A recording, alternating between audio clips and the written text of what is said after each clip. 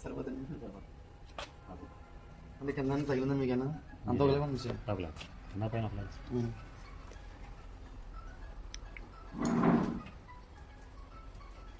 friends మనం బియ్యం పిండిగా చేసామన్నమాట ఈ ఫ్లోర్ మీద ఒకసారి సార్ నాకు తెలిసింది సార్ ఎలా వచ్చిందండి బాగా వచ్చింది ఓకే ఫ్రెండ్స్ చూసారు కదా ఇందులో ఏ ఐటమ్ అయినా పిండిగా చేసుకోవచ్చు కావాల్సిన సంప్రదించండి జాయ్ కిషన్ రాజు